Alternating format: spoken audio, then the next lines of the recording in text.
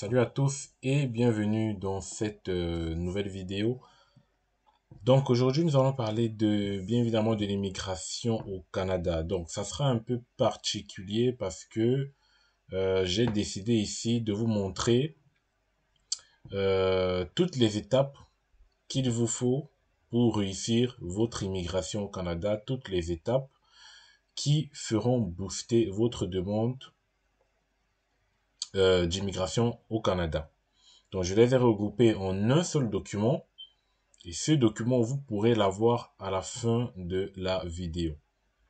Donc, ici, nous allons parler de vraiment toutes les étapes à connaître pour un débutant qui ne connaît rien en matière d'immigration. Et ce document va répondre à la problématique d'un bon nombre d'entre vous qui avaient des problèmes sur l'immigration, qui ne savaient pas ce qu'il faut faire et à quoi s'attendre. Donc ici, je vous donne tous les conseils et les astuces à savoir. Voilà, donc j'ai travaillé sur ce document euh, assez longtemps, donc je pense que il est assez complet. Peut-être qu'il y a des choses qui vont manquer. Donc ça sera pas parfait comme document, mais je pense que ça sera une bonne base déjà pour vous de commencer à avoir un aperçu en termes d'immigration au Canada. Et même si vous êtes déjà en procédure, en cours d'immigration, vous allez certainement découvrir des choses qui vous ont échappé et voilà, qui ne vous ont peut-être pas fait réussir votre procédure. Donc ici, vous avez les clés de la réussite en termes d'immigration. Donc avant de commencer, n'oublie pas de t'abonner si tu es nouveau sur cette chaîne et de laisser un pouce bleu parce que ça fait toujours plaisir. Je vais pas insister dessus parce que je vous fais confiance. Je sais que vous allez le faire, vous abonner et liker la vidéo. Donc, sans trop tarder, ce que je vais faire, c'est que je vais commencer premièrement par vous présenter les liens qui se trouvent dans le document. Donc, je commence par ça parce que quand je vais lancer les diaporamas, notamment c'est un fichier PowerPoint, donc ça sera difficile pour moi de quitter le diapo pour revenir, pour venir sur les liens et revenir sur le diapo. Donc je vous présente d'abord premièrement tous les liens qui figurent, les liens les plus importants bien sûr qui figurent dans le document. Et donc, après, dans le document, vous allez voir à quel niveau se situe chacun des liens. Donc, ça sera assez fluide, hein. Voilà. Donc, ici, le premier lien, c'est Come to Canada. À quoi il sert? Il sert tout simplement à déterminer à quel programme vous pouvez être éligible. Donc, pour moi, la première étape lorsqu'on veut immigrer au Canada, on va le voir dans le diapo, c'est de déterminer l'ensemble des programmes dans lesquels vous êtes éligible. Donc, ici, je vous ai mis ce lien dans le document que vous pourrez retrouver. Donc, c'est pas dans la description, mais dans le document. Il vous suffira tout simplement de cliquer sur vérifier votre éligibilité, de remplir tout ce qu'ils vont vous demander, notamment la nationalité, l'âge, linguistique, éducation, expérience et tout. Et donc, à la fin, ils vont vous dire, vous êtes éligible à tel et tel programme. Donc, c'est la première base. Ensuite, ici, vous avez un outil d'auto-évaluation en compétences linguistiques qui est pour moi très important. Ici, c'est notamment pour le français. Donc, si vous voulez passer un test d'auto-évaluation totalement gratuit, vous pouvez ici, donc, le lien toujours dans le fichier PowerPoint, dans le fichier PDF. Je vous mettrai le lien au fichier PDF. Donc, ici, vous allez tout simplement cliquer sur début d'évaluation. Voilà, pour passer le test en français. Et vous avez le deuxième ici qui est en anglais. Vous allez cliquer sur Start Assessment. Vous pouvez également toujours traduire la page. Ça ne dérange pas. Donc, vous allez toujours cliquer sur... on attend la page se traduire. Donc, vous allez cliquer sur... voilà, comme sur la première page, hein, tout simplement débuter l'évaluation. Donc là, il reste en anglais parce que c'est en anglais. Là, c'est le test en anglais, vu que le Canada est bilingue. Donc, je pense que c'est assez bien parce que ce sont des outils gratuits et ça permettra de déterminer votre niveau linguistique. Et je le dis toujours, le test de langue est important lorsqu'on veut immigrer. On va le voir dans le fichier. Ici, vous avez un lien qui vous parle à peu près des preuves de fonds qui seront nécessaires pour immigrer au Canada. Bien évidemment, c'est pas tous les programmes, c'est pas dans tous les programmes qu'on exige une preuve de fonds. Donc, je l'ai notifié dans le fichier. Donc là, c'était par exemple pour ceux qui vont immigrer à travers Entrée Express et tout, ou le programme des travailleurs qualifiés ou de métiers spécialisés. Donc ici, vous avez tout ce qu'il faudra savoir en termes de preuve de fonds. Donc je pense que ce sont des bases à savoir et à anticiper. Ici, vous avez la classification nationale des professions, la CNP en fait. Donc ici, vous devez savoir que c'est important de connaître sa CNP ou sa catégorie FEER parce que ça sera nécessaire au courant de votre procédure à un moment donné. Donc, mieux vaut le savoir au début, au départ. Voilà. Donc, vous mettez tout simplement ici le nom de votre métier et puis vous allez lancer la recherche et il va vous proposer les catégories CNP. Et vous allez tout simplement choisir en fonction de la branche de votre métier, tout simplement. Ici, vous avez, en fait, je vous ai mis ce document parce que ça vous permet de recenser la liste des métiers en pénurie. Parce que je l'ai dit dans le fichier, si vous voulez augmenter vos chances d'immigrer, concentrez-vous sur les métiers en pénurie et par région. C'est-à-dire, en Alberta, on constate que les métiers en pénurie, c'est par exemple la mécanique, mécanicien, charpentier, cuisinière ou cuisinier, soudeur et mécanicien industriel. Ça veut dire que si en Alberta, vous pouvez trouver des offres d'emploi dans dans des domaines différents de ceux-ci, mais ça sera peut-être plus difficile pour vous d'obtenir une réponse favorable. Donc, c'est pour ça que je dis, concentrez-vous sur les métiers en pénurie de chaque région. Voilà, et ça vous permettra, vous allez voir, d'obtenir facilement des offres d'emploi. Voilà, par exemple, le Manitoba, vous avez ça. Donc, vous allez dans les sites de recherche d'emploi, vous filtrez, vous mettez coiffeuse, vous mettez la région Manitoba et vous allez avoir les offres d'emploi et vous pourrez postuler. Ça permettra d'augmenter les chances. Je pense que c'est très important. Et enfin, vous avez tout simplement ici pour faire la demande de permis de travail, le lien pour lancer sa demande. Voilà, donc on va retourner sur le fichier maintenant que tout cela est dit. Et je vais lancer mon diaporama. Donc ici, tout simplement, vous avez un document qui est très complet et qui va vous aider à réussir. Donc, la première des choses, lorsqu'on veut entamer sa procédure d'immigration, donc là, nous sommes dans l'étape d'avant l'entame de la procédure d'immigration, c'est-à-dire avant d'entamer sa procédure d'immigration, qu'est-ce qu'il faut? Quelle est la première des choses? Et vous devez savoir, tout cela est rangé par ordre. Donc, c'est pas en désordre. Donc, les étapes que je vous montre, c'est vraiment successif. Il faudrait les respecter. Donc, déterminer son éligibilité, c'est la première des choses. Avant de commencer le processus d'immigration, assurez-vous de comprendre les différents programmes d'immigration canadiens et vérifiez si vous êtes admissible à l'un d'entre eux. Donc, ça, c'est, comme je vous expliquais tout à l'heure, certains programmes populaires incluent des programmes de travailleurs qualifiés, programmes des candidats des provinces. Bon, là, il y a une petite frappe. Donc, pour savoir les programmes auxquels vous êtes éligible, vous pouvez consulter le site ComTube Canada. Donc, le lien, toujours, vous pourrez cliquer directement sur le document. Et c'est ce que je vous ai montré tout à l'heure, ComTube Canada, qui vous permet de déterminer les programmes auxquels vous êtes éligible. Voilà. Donc, ça, c'est la première des choses, déterminer son éligibilité à immigrer. Ensuite, après avoir fait cela, il vous faudra passer des tests linguistiques. Comme je l'ai dit, c'est très important. Donc, le français et l'anglais sont les deux langues officielles du Canada. Investissez dans des cours de langue, faites des cours de langue si vous avez si vous avez des difficultés à vous exprimer. Voilà. Sinon, vous pouvez directement passer des tests de langue au lieu de faire des cours de langue avant de passer des tests de langue. Voilà. Donc, soit vous faites directement un cours de langue, un test de langue, soit vous faites un cours de langue et vous passez les tests de langue. Voilà. Donc, ça sera à vous de voir. Donc, l'essentiel, c'est d'avoir de toutes les façons son résultat au test de langue, soit TCF Canada, soit TEF, ou toute autre attestation acceptée par le gouvernement du Canada. Donc, vous devez noter effectivement que la plupart des programmes exigent d'avoir un test de langue. Donc, veuillez noter également que le Québec est la seule province du Canada qui a le français pour langue officielle. Le Nouveau-Brunswick est la seule province du Canada officiellement bilingue. Et il faut généralement être bilingue pour travailler dans la fonction publique fédérale. Donc, pour ceux qui vont rechercher des emplois dans la fonction publique. Donc, choisissez donc vos cours de langue en conséquence. Donc, ça sera important. Le gouvernement du Canada offre aux candidats qui désirent des cours de perfectionnement dans les deux langues officielles du Canada, c'est-à-dire le français et l'anglais, une plateforme entièrement virtuelle. Et donc, vous voyez que là, partout où vous voyez des mots soulignés et en couleurs différentes que le noir, voilà, ce sont des liens.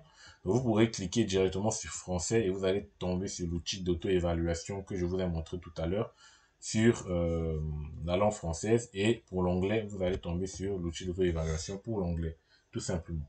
Dans le test linguistique, c'est la deuxième des choses qu'il faudra faire, c'est important, après avoir déterminé son admissibilité. Ensuite, il faudra préparer ces documents. C'est pas à la fin que vous allez préparer vos documents, mais c'est au début. Ici, vous aurez besoin d'un passeport. Assurez-vous d'avoir un passeport valide. Et si vous voulez immigrer avec votre famille, donc, et tous des passeports valides pour l'inclure dans vos demandes. Les actes de naissance, donc c'est important d'avoir vos actes de naissance en bonne et due forme, bien évidemment, avec ceux de votre conjoint, de vos enfants, parce que ça sera demandé même s'ils ne viennent pas avec vous. Les diplômes et relevés de notes. Donc, rassemblez tous vos diplômes, certificats d'études, relevés de notes. Si ces documents sont en langue différente que l'anglais ou le français, vous devez penser à les faire traduire. Pas des traducteurs, bien évidemment, agréés. La preuve d'expérience de travail également, ça sera nécessaire. Donc, tout ce qui est preuve d'expérience de travail, effectivement, les lettres de recommandation de vos anciens employeurs, les fiches de paie et tout, pour justifier de vos expériences de travail. La preuve des compétences linguistiques, donc ça on l'a vu, TCF, TEF, voilà. Et la preuve financière, donc ça on l'a vu également, ou bien je crois on va le voir plutôt après. Donc la preuve financière, donc commencez à constituer vos ressources financières, donc on le verra juste après. Le certificat de police, vous devrez fournir un certificat de police de chaque pays où vous avez vécu pendant une période prolongée, donc afin de prouver que vous n'avez pas de casier judiciaire, voilà. Et enfin, la photo d'identité, hein, tout simplement. Donc voilà ce qu'il faudrait à peu près préparer. Donc ça sera pas vraiment que ces documents, mais ça dépend vraiment du programme où vous êtes. Donc, et c'est vraiment différent au cas par cas. Donc ensuite, comme je vous disais, se préparer financièrement. Après les documents, pensez à vous préparer financièrement et entamer votre procédure d'immigration longtemps à l'avance. Donc, vous ne pouvez pas commencer votre procédure d'immigration aujourd'hui et dire que vous allez immigrer dans un mois. Donc, ça sera limite impossible, sauf si vous avez vraiment les moyens nécessaires, hein. Donc, se préparer financièrement, c'est très important. Donc, immigrer au Canada requiert des ressources financières plus ou moins importantes selon le programme. Prenez le temps de préparer un bon coussin financier plusieurs mois avant d'entamer votre procédure d'immigration. Et donc, vous pouvez vous renseigner sur les fonds qui seront demandés. Donc, c'est exactement ce que je vous ai montré tout à l'heure. Et il y a le lien pour cliquer juste sur le dossier, sur le fichier. Et j'ai noté ici que l'exigence des fonds n'est pas, je crois que vous devez fournir une preuve de fonds uniquement. Voilà, la preuve de fonds est uniquement, généralement, c'est uniquement demandé pour ceux qui postulent dans le cadre du programme des travailleurs qualifiés et ceux qui postulent dans le cadre du programme des travailleurs des métiers spécialisés. Donc, dans ces deux cas-là, et en plus d'entrée express, vous aurez à fournir donc des preuves de fonds. Ensuite, vous devez choisir votre programme. Vous savez dans quel programme vous êtes admissible. Maintenant, il faudrait choisir parmi ces programmes-là le programme que vous souhaitez. Donc, bien évidemment, vous pouvez choisir tous les programmes que vous souhaitez. L'essentiel, c'est d'être admissible. Donc, si vous êtes admissible à 10 programmes, vous pouvez postuler aux 10 programmes. Là, il n'y a pas de souci, il n'y a pas de limite. Donc, ici, il est question de prendre connaissance du ou des programmes qui vous intéressent et donc d'être sûr. Il faudrait être sûr d'être éligible. Il faudra dès lors scruter les conditions d'admissibilité ainsi que les prérequis du programme. Donc, lorsque vous voulez postuler, c'est pas parce que vous êtes éligible ou que le logiciel vous a dit que vous êtes éligible que vous n'allez pas regarder le détail. Donc, prenez le temps de regarder le détail de chaque programme parce que c'est important. Il existe entre autres le programme de travail qualifié, donc Canada Atlantique, Entrée Express. Donc, tout ça, c'est ce que vous connaissez. Et je vous ai dit ici, il faut être vigilant car il y a de nouveaux programmes qui arrivent chaque année pour faciliter l'immigration des travailleurs. Donc, on l'a vu par exemple, sur cette année 2023, il y a eu pas mal de programmes qui sont sortis, les Talents Montréal, le Nouveau-Brunswick, il y a eu pas mal de programmes. Donc, il faudrait vraiment rester à l'écoute de l'information, donc suivre l'actualité de l'immigration. Ensuite, il faudrait construire son CV. Donc, c'est ici vraiment que votre procédure va commencer. Donc, construire un bon CV. Ici, je vous ai résumé quelques points qu'il faudrait mentionner dans le CV, comment construire son CV. Donc, vous aurez accès à cela dans le fichier. On ne va pas le faire trop en détail. Donc, ce qu'il faut retenir, c'est qu'il faut mentionner ces informations personnelles, ajouter un objectif ou un sommaire, parler de sa formation académique et de ses expériences professionnelles. Je vous laisserai regarder vraiment dans le détail tout cela parce que c'est assez complet et je vous explique là tout ce qu'il faudrait mentionner dans le CV. Et ensuite, il faudrait mentionner les compétences, il faudrait mentionner les réalisations que vous avez eu à faire si vous avez. Également des bénévolats ou des engagements pardon, communautaires si vous vous êtes engagé dans les associations et tout. Et les références. Donc, au Canada, il est courant de fournir des références à la fin du CV ou de les mentionner en indiquant que des références sont disponibles sur demande. Donc, soit vous mettez référence 2 points disponibles sur demande, soit vous mettez directement les références avec les coordonnées d'une personne. En fait, c'est les coordonnées d'une quelqu'un comme référent qui va bien évidemment attester que vous avez telle ou telle expérience et tout et tout. Voilà, c'est tout simplement cela.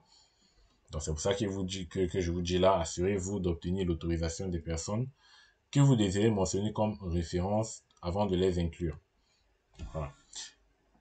Et donc il est important d'avoir un CV concis, clair et bien organisé, hein, bien évidemment, si possible, ajouter des puces ou des sous-titres pour faciliter la lecture et la compréhension. Et n'hésitez pas à consulter des modèles de CV sur Internet parce qu'il en existe pas mal. Regardez les modèles et appuyez avec les éléments que je vous ai donnés. Vous allez voir, c'est super simple. Ensuite, bien évidemment, il faudrait soigner sa lettre de motivation. On ne peut pas faire un CV sans lettre de motivation. Et ici, la première des choses, c'est de commencer par introduire de façon claire et concise. Commencer pardon, par une introduction claire et concise. Ensuite, il faudrait vous présenter en mettant en avant vos compétences pertinentes, votre expérience professionnelle et vos réalisations. Ensuite, il faudra exprimer vos motivations à travailler pour l'entreprise en mettant en avant votre intérêt pour le secteur d'activité, les valeurs de l'entreprise et ce que vous pouvez apporter en tant que membre de l'équipe. Ensuite, il faudra faire des recherches approfondies sur l'entreprise afin d'adapter votre lettre de motivation pour montrer que vous comprenez les besoins de l'entreprise et montrer comment vous pouvez contribuer au succès de l'entreprise. C'est ça en fait le cœur de la lettre de motivation et c'est ça que les employeurs veulent voir. Évitez également d'être trop général et utiliser des exemples concrets pour illustrer vos compétences et réalisations. Terminez la lettre de motivation bien évidemment en remerciant le recruteur de prendre le temps de lire vos candidatures. Et bien évidemment, faites relire ou relisez vous-même et corrigez soigneusement vos lettres pour éviter les erreurs grammaticales ou les fautes d'orthographe. Et n'oubliez pas d'adapter votre lettre de motivation en fonction de chaque entreprise et du poste auquel vous postulez. Hein. Vous ne pouvez pas utiliser la même lettre de motivation pour 2 postes différents. Donc c'est important de faire attention là-dessus. Ensuite, il faudra connaître sa catégorie FER et sa CNP. Donc, comme je vous ai montré tout à l'heure, vous rentrez juste le nom de votre métier et il va vous donner votre catégorie CNP et FER. Je pense que c'est important parce que ça sera nécessaire au cours de la procédure. Ensuite, il faudra trouver une offre d'emploi. Donc là, je vous ai mis tout au fond quelques sites de recherche d'emploi, Guichet Emploi, Workopolis, Indeed, Monster, Joblico Canada, Jobs. Il y a encore pas mal de sites, hein, bien évidemment. Et ici, je vous ai également mis le site sur la liste des métiers en pénurie. Donc, juste à ce niveau-ci, vous avez la liste des métiers en pénurie par région, qui vous permettra d'avoir la liste des métiers en pénurie par région. Et donc, moi, je vous ai dit ici, en fait, pour réussir sa recherche d'emploi, il est important de cerner certains éléments et de se poser les bonnes questions. La première, c'est évidemment quels sont les secteurs qui recrutent, c'est-à-dire les métiers en pénurie, les métiers en tension, et quelles provinces recrutent le plus. Et donc, c'est l'objectif de ce que j'ai mis ici, donc du lien que j'ai mis ici sur, bien évidemment, les métiers en pénurie. Donc, comme je vous ai dit, il serait intéressant pour vous de chercher du travail dans les métiers qui recrutent plutôt que dans votre propre métier, parce que parfois dans votre propre métier, il y a déjà tellement de la main d'œuvre au Canada et ça va vous freiner dans l'obtention d'une offre d'emploi, dans l'obtention d'un possible entrevue. Voilà, donc c'est important d'avoir un peu cette réflexion-là que c'est pas forcément dans votre domaine que vous allez trouver une offre d'emploi, mais essayez d'aller dans les métiers en pénurie en plus de votre métier. Voilà, donc je l'ai dit, et puis je sais que vous avez compris cela. Et donc voilà donc ce qu'il fallait savoir sur l'offre d'emploi. Vous pourrez consulter en détail juste après. Ensuite, je le recommande participer à des salons de recrutement ou à des webinaires. Donc, généralement, vous avez ceux qui me suivent régulièrement quand il y a des trucs comme ça. Je n'hésite pas à vous partager cela sous forme de vidéo, comment s'inscrire et tout. Vous avez eu beaucoup de webinaires cette année. Il y en a eu pas mal, hein. Vous avez les Destinations Canada et autres qui organisaient des webinaires, des séances, des salons de recrutement, que ce soit en présentiel ou en ligne. Donc, il y a parfois Canada se déplace dans certains pays, comme actuellement ils sont au Cameroun et au Bénin. Donc, le gouvernement du Canada il se déplace comme ça de temps en temps pour attirer de la main-d'œuvre et attirer des étudiants étrangers. Voilà, donc c'est ça l'objectif. Et l'avantage de participer à ce genre de trucs, c'est qu'il y aura des rencontres directes avec les employeurs. Il y aura un gain de temps et d'effort parce que euh, vous aurez un grand nombre d'entreprises dans un même endroit. Donc, vous aurez un salon avec plusieurs entreprises et ça va vous permettre d'accéder tout simplement à plusieurs opportunités d'emploi en une seule journée.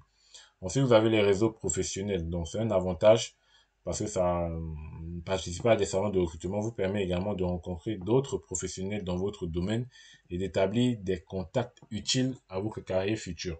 Donc, ça vous permettra de garder contact avec certaines personnes, voilà, qui pourraient vous proposer plus tard des emplois cachés ou des partenariats professionnels. Donc, et enfin, ça vous permettra d'améliorer vos compétences en entretien parce ils font parfois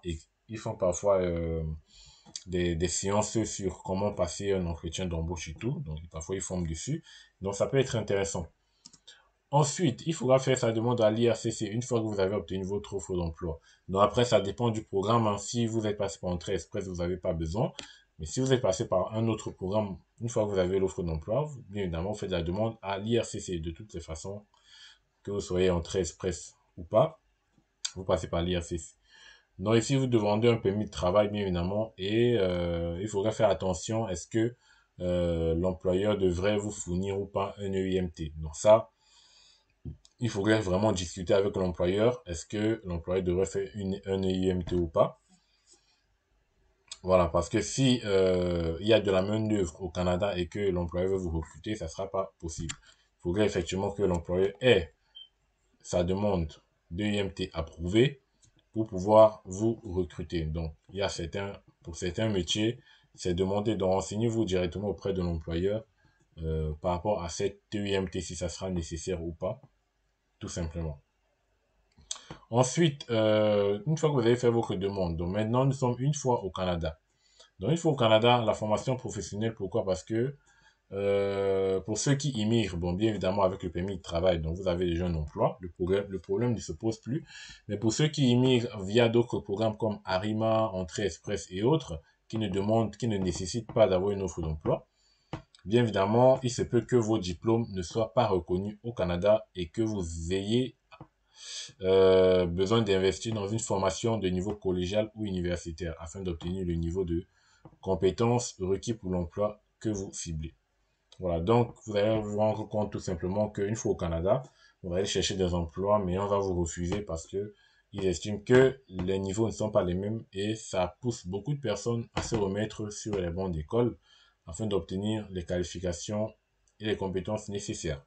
Voilà, c'est important de le savoir. Donc, l'ouverture d'un compte bancaire, donc il y a plusieurs banques au Canada qui offrent plusieurs gammes de produits assez intéressants. Donc, il faudra tout simplement visiter quelques-unes de ces banques pour savoir ce qui vous intéresse. Et enfin, les soins de santé, c'est important aussi. Inscrivez-vous le dès que possible, dès que vous arrivez à un régime d'assurance maladie pour couvrir vos frais de santé. Demander la résidence permanente, pour moi, c'est très important. Une fois que vous êtes arrivé au Canada, essayez de demander la résidence permanente, pas tout au début, mais avant l'expiration de votre permis de travail. Donc, si on vous donne un permis de travail de 2 ans, par exemple, au moins à partir de 1 an, vous pouvez lancer votre demande de résidence permanente pour pouvoir rester vraiment plus longtemps au Canada. Vraiment, et je pense que c'est ici le dernier point, faire venir sa famille. Donc, ça, c'est une étape importante et c'est la question que beaucoup me demandent souvent, comment immigrer avec sa famille. Donc, pour immigrer avec sa famille, vous pouvez immigrer vous et faire venir votre famille après, mais vous pouvez également immigrer en même temps. Mais c'est recommandé d'immigrer d'abord vous, que vous immigrez avant de faire venir votre famille. Et là, ça sera plus facile parce que vous pouvez faire venir votre famille soit par parrainage familial, tout simplement pour faire venir votre famille directe, notamment vos enfants, votre femme, vos conjoints, les grands-parents et les parents.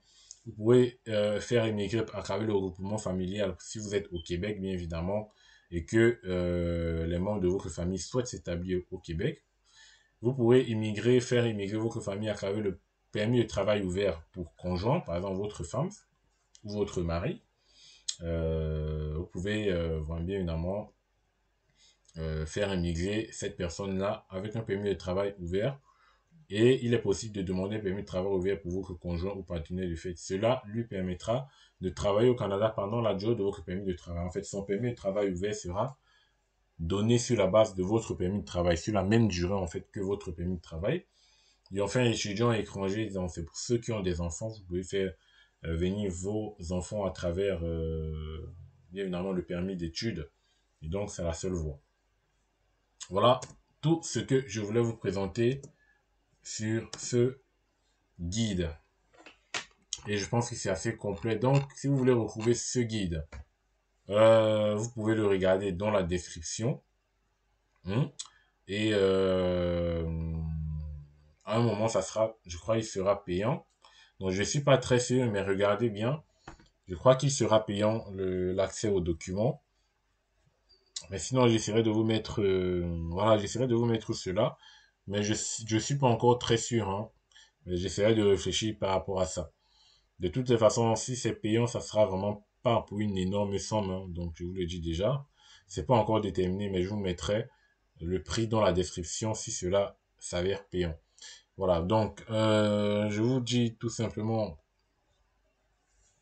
bonne chance dans vos projets d'immigration. Donc là, vous avez un document qui peut vous aider si vous êtes nouveau, si vous êtes débutant dans le domaine. Et donc, bien évidemment, vous pourrez retrouver des éléments qui pourront compléter ce document, des éléments personnels qui pourront compléter ce document. Donc là, il n'y a pas de souci. Et donc, on se voit la prochaine pour un nouveau numéro.